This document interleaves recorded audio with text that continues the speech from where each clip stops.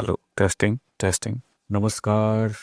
नववर्ष की हार्दिक शुभकामनाएं। मैं हूं कृष्णकांत आपके साथ। अक्सर एक बहस होती है कि 1 जनवरी जो है हमारा नया साल नहीं है। तर्क दिया जाता है कि ये विदेशी है, हमारी संस्कृति का हिस्सा तक नहीं बताया जाता। कई बार ऐसा भी होता है, लेकिन चलिए आज इसको एक अलग नज़रिए से देखते हैं और इस पे बात करते हैं। गलतियां हों, कमियां हों तो मुझे माफ़ कर देना, लेकिन आप प्लीज़ थोड़ा सा ध्यान से सुनिएगा। देखिए, हम उस संस्कृति के वंशज हैं जो कहती है आनो भद्रा कर्तव्यो यंतु विश्वतः, यानी हर दिशा से कल्याणकारी विचार हमारी ओर आए। अब आप मान के चलिए कि जब पूरी दुनिया मिलके, सारी दुनिया एक साथ मिलके खुशी मना रही है और संकल्प ले रही है, और आपने एक और भी चीज़ नोटिस की होगी कि न्यू ईयर के मौके पे कितने सारे लोग अपने आप को बदलने की कोशिश करते भी हैं और कसम तक खाते हैं, करोड़ों लोग। और जब ये काम हो रहा हो तो उस टाइम पे उस पॉजिटिव एनर्जी से, कहने का मतलब जो सकारात्मक विचार हैं, उससे कैसे दूर रह सकते हैं आप खुद सोचिए। क्यों रखना हमको दूर?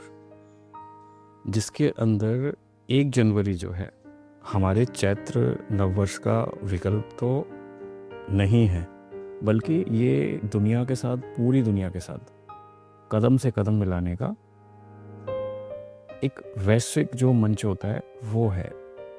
और हम इसे कह सकते हैं, जैसे आपने देखा होगा हर घर में, हमारे इंडिया में और हिंदू धर्म के अंदर कह लेते हैं, हम अपनी तारीखों को भी महत्व देते हैं और हम अपने तिथियों को भी महत्व देते हैं। तो वैसे ही हम अपनी जितनी भी परंपराएं हैं और उनके साथ जो आधुनिकता है, दोनों का जो संयोग है, उसके हिसाब से हम दोनों को परस्पर मेल जो चीज़ खाती हैं उसको लेके हम आगे बढ़ सकते हैं।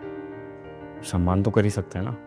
तो अब कैलेंडर का सिर्फ बदलना नहीं है, आप खुद सोचिए, ये सिर्फ एक कैलेंडर का बदलना नहीं है, तारीख का बदलना नहीं है। ये एक ऐसा टाइम है जो न्यू ईयर होता है। ये एक ऐसा अवसर है, जैसे किसी का किसी से कोई विवाद है, कोई कड़वाहट है कैसे भी जीवन के अंदर, उसको पीछे छोड़ने का, नए लक्ष्य बनाने का, नए लक्ष्य साधने का, और हम मानवता के साथ मुस्कुराने का भी है। देखिए, अपनी जड़ों से जुड़े रहें।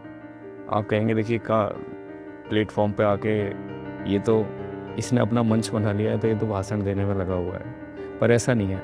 मेरी एक छोटी सी गुजारिश कहें या फिर मेरी एक रिक्वेस्ट है। मैं कोई ऐसा कैंपेन नहीं चला रहा हूँ जो आपको लग रहा हो कि, लेकिन मेरा एक मानना है जो मैं सोच रहा हूँ।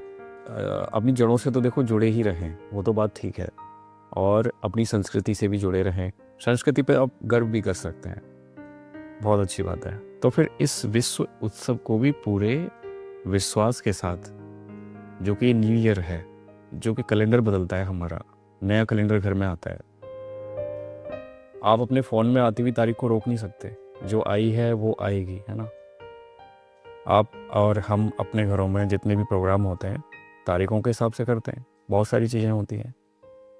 तो मेरा मानना तो यह है कि इस विश्व उत्सव को पूरे उत्साह के साथ हमें मान्यता देनी चाहिए और हमें मानना चाहिए।